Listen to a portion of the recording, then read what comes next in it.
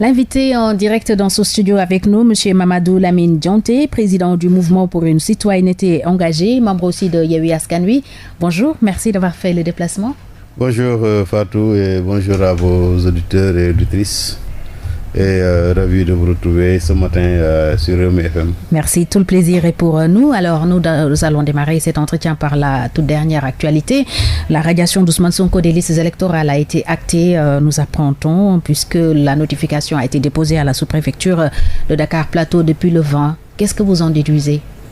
C'est toujours l'arbitraire, si cela s'avère, parce que nous considérons que Ousmane Sonko est dans des conditions où on ne doit pas pouvoir lui faire des notifications. Si c'est le cas également, Ousmane Sonko a des conseils juridiques. Je ne vois pas en quoi une notification doit être déposée à la sous-préfecture. Donc ce n'est pas parce que Ousmane Sonko est toujours un contumax, parce que ce n'est pas un fugitif. Lorsqu'on le jugeait par contumace, on l'avait déjà barricadé chez lui. Aujourd'hui, on estime qu'on l'a radié des listes électorales, mais que la notification a été déposée à la sous-préfecture. Nous considérons que si c'est le cas, c'est encore de l'arbitraire parce que Ousmane Sonko n'a pas eu une condamnation définitive. Il a été soi-disant radié des listes parce qu'il a été jugé par contumace. Entre-temps, il a été arrêté. C'est le même Ousmane Sonko qui a été arrêté. La loi dit que quand un contumax est arrêté, quels que soient les motifs, le jugement par contumace est anéanti. À partir de ce moment-là, on ne trouve pas les raisons pour lesquelles ce même jugement doit se poursuivre.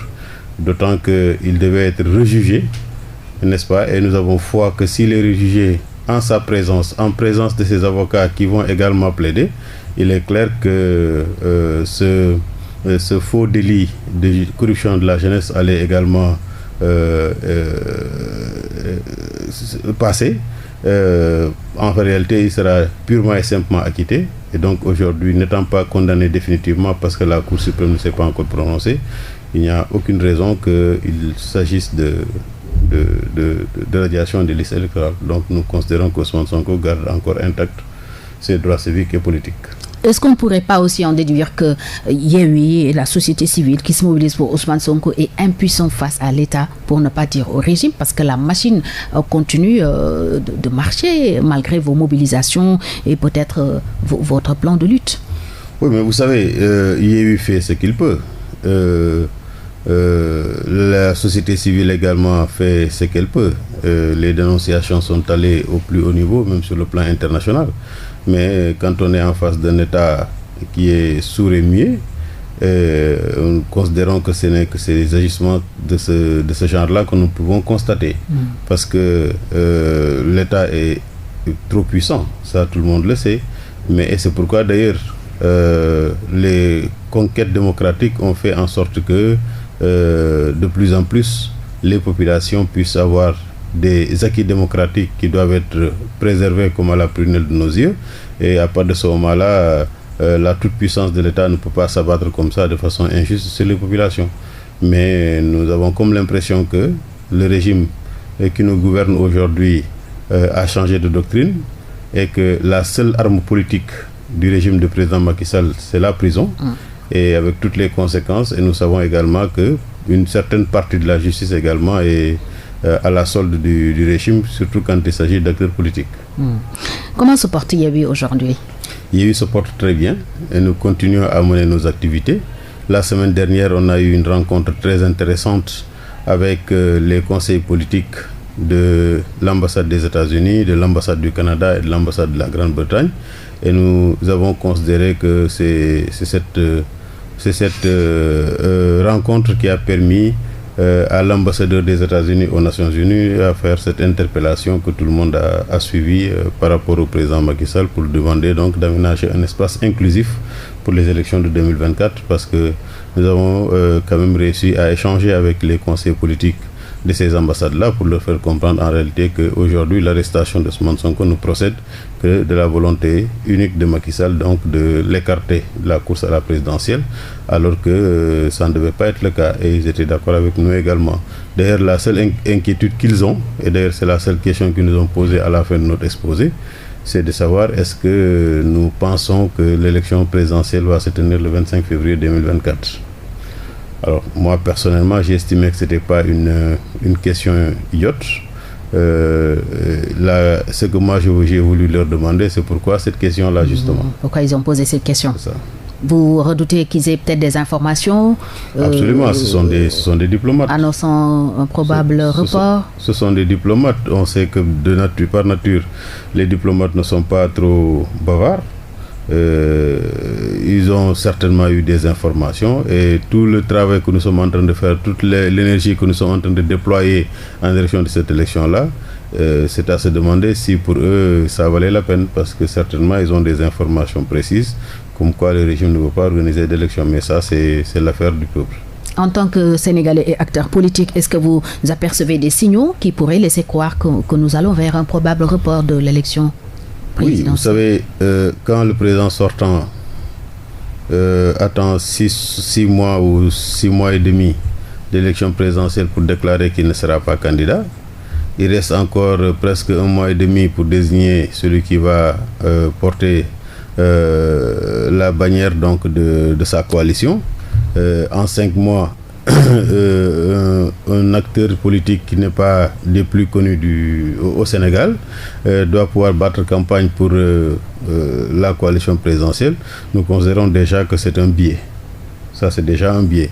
Et deuxièmement, il suffit de l'entendre. On sait que même Macky Sall lui-même n'est pas préparé à ne pas se présenter à une troisième candidature. Donc, et il avait dit sous forme de menace quand il faisait son discours que si d'aventure la situation devenait ingouvernable, le Sénégal devenait ingouvernable, qu'il allait rester. Donc nous avons pensé que depuis lors, tous les actes qu'il pose là, c'est pour pousser les populations à des émeutes pour que la situation puisse être décrite comme étant ingouvernable pour pouvoir rester au pouvoir. Mais dans tous les cas, nous considérons que nous, en tant que républicains, le calendrier républicain doit être respecté. Et nous pensons également que c'est le rendez-vous qui est attendu par le peuple et que tout subterfuge mené par le régime pour pouvoir se maintenir au pouvoir ne pourrait prospérer. Alors, que compte faire Yewwi si peut-être on agitait ce report de la présidentielle? Est-ce que vous avez déjà un plan d'action en prévision de cet état de fait? Oui, mais nous pensons également que... Ou vous n'y pensez pas du tout? Non, nous on n'y pense pas parce que de toute façon il y a une jurisprudence au Sénégal. En 2016, lorsque Macky Sall a interpellé le Conseil constitutionnel, l'arrêt du Conseil constitutionnel était très clair, comme quoi le calendrier républicain doit être respecté. Et nous considérons également que le décret convoquant l'élection présidentielle le 25 février 2024 étant déjà pris, donc il y a aucune raison pour que cette élection-là soit reportée. Maintenant, nous sommes en train de travailler pour que nos candidats au niveau de Yewwi Askan Wi, parce qu'on en a un certain nombre, que nos candidats puissent être bien préparés et aborder l'élection présidentielle, parce que nous, dans notre conviction, c'est qu'en 2024, c'est un candidat de Yewwi Askan Wi qui deviendra président du Sénégal. Mais est-ce qu'aller en rang dispersé à cette élection n'est pas trop risqué pour l'opposition? Non, vous savez, dans notre charte, on a déjà réfléchi à ça, parce que nous considérons que l'élection présidentielle, au premier tour, on élit, et au second tour, on élimine.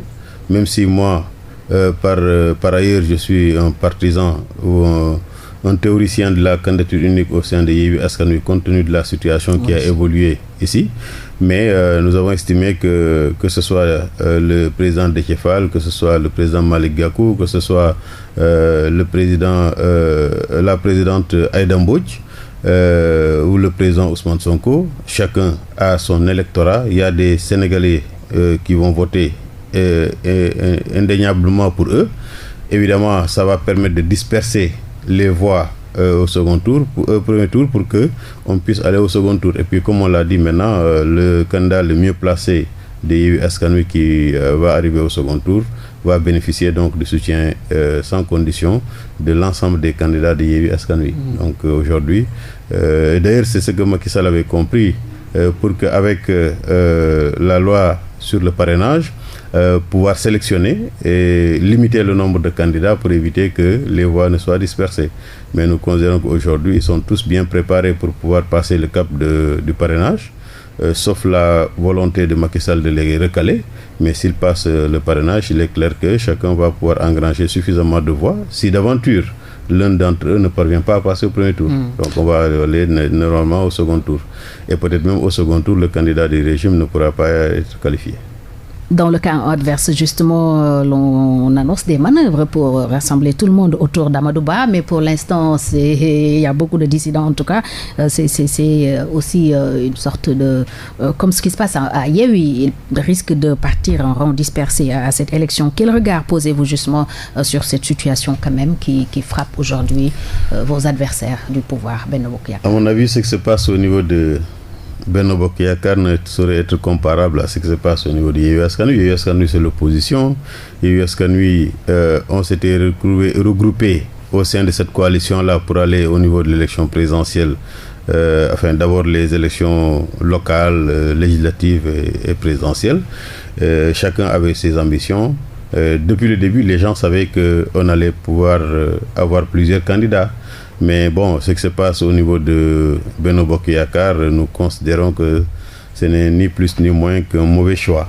Parce que si le choix était bien fait, nous considérons qu'aujourd'hui, il n'y a pas de raison qu'il y ait des manœuvres pour rendre tout le monde d'accord autour de Amadou Ba. Vous pensez qu'Amadou Ba n'est pas le meilleur choix? Oui, ça veut dire que c'est d'abord dans le processus, parce que je considère que tout cela se fait parce que la coalition Benno Bokk Yakaar et peut-être même le parti APR étaient très faiblement structurés. C'est le moins que l'on puisse dire, parce que moi je considère qu'il n'y avait même pas de structuration. Il n'y avait qu'une seule personne, c'est le président Macky Sall qui faisait tout pour l'APR et pour Benno Bokk Yakaar. Donc s'il y avait une structuration, un tant soit peu de structuration, on n'avait pas à se poser des questions qui va remplacer Macky Sall. Mais c'est parce que c'est le défaut de structuration qui a fait que les appétits se sont aiguisés. Chacun considère qu'il est légitimement celui qui doit pouvoir y aller. Si on ne le désigne pas également, c'est de l'injustice et que lui, dans tous les cas, il va y aller. Et si après coup, on se met là aujourd'hui à faire des manœuvres pour rassembler tout le monde autour de Amadou Ba, je dis simplement qu'ils n'ont pas tout le temps avec eux. De toute façon, nous sommes en train de travailler et c'est le début de la fin d'un régime et c'est pour le bonheur des Sénégalais. Vous n'êtes pas candidat, vous ne vous êtes pas déclaré en tout cas pour l'instant. Vous dirigez le mouvement pour une citoyenneté engagée. Quelle est votre position? Vous allez soutenir un parti? Vous allez rester neutre au sein des Yewwi? Je suis un soutien indéfectible du candidat Ousmane Sonko. Et ça, on en a discuté depuis plus d'un an. Et nous considérons que c'est le seul capable aujourd'hui de remporter l'élection présidentielle du 25 février dès le premier tour. Et c'est d'ailleurs ce que le régime a compris. Et ayant la peur au ventre que Ousmane Sonko arrive au pouvoir, parce que toutes les malversations qu'il y a eu durant ces 12 ans-là, ils savent que ça ne peut pas rester impuni. Et qu'ils pensent qu'aujourd'hui, ils vont pouvoir l'écraser pour l'empêcher d'arriver au pouvoir. Mais comme le dit les Wolof, comme le disent les Wolof, sul ker du ko tere feeñ. Mais la tâche reste compliquée, son parti est dissous, il est emprisonné, radié des listes électorales. Comment comptez-vous renverser la situation? Si vous avez deux récépissés, vous pouvez mettre en place une coalition et porter la candidature d'un citoyen sénégalais. La question du plan B aussi est agitée au sein de PASTEF. S'il n'est pas candidat, pensez-vous que la meilleure option, c'est de trouver un autre candidat? Vous savez, moi, je ne suis pas du PASTEF. Je ne travaille pas. Mais vous avez votre avis sur la question? Je ne travaille pas pour un plan B. C'est Ousmane Sonko ou Ousmane Sonko. Ousmane Sonko dans tous les cas? Oui. Avez-vous de ces nouvelles? Oui, il va très bien. Nous échangeons. C'est complètement rétabli. Nous échangeons à travers une personne qui le voit tous les jours et qui nous fait parvenir ses messages d'amitié et d'alliés. Et nous également, nous lui transmettons nos messages via cette personne-là. Il commence à reprendre des couleurs. Il est toujours à l'hôpital? Oui, il est toujours à l'hôpital. Mais il reprend quand même des couleurs et c'est tout heureux pour nous. Un dernier message? Oui, en fait, le dernier message, c'est appeler les Sénégalais, surtout tous les partisans d'Ousmane Sonko, tous les soutiens d'Ousmane Sonko, tous les sympathisants d'Ousmane Sonko, à comprendre, et je sais qu'ils l'ont déjà fait, à comprendre que toutes les manœuvres de l'État aujourd'hui, c'est ça tend à décourager ces populations, ça tend à faire croire à ces gens-là que Ousmane Sonko n'est pas candidat, et parfois ce sont eux-mêmes qui sont en train d'alimenter la notion de plan B pour Ousmane Sonko, mais leur dire simplement que le contrat moral et politique qu'ils ont eu avec Ousmane Sonko est toujours d'actualité, et que Ousmane Sonko sera Inch'Allah candidat à l'élection présidentielle de 2024, qu'il soit libéré ou non, et nous estimons qu'aujourd'hui il n'y a aucune raison de le retenir en prison, qu'il soit libéré ou non, il sera candidat. S'il est libre, il battra campagne. S'il n'est pas libre, d'autres battront campagne pour lui, pour qu'il puisse après sortir donc de la prison pour aller rejoindre le palais de la République.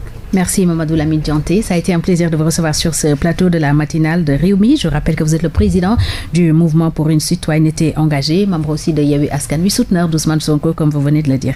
Merci, ça a été un plaisir. C'est moi qui vous remercie. Et à tout à l'heure pour la version Wolof. Merci beaucoup.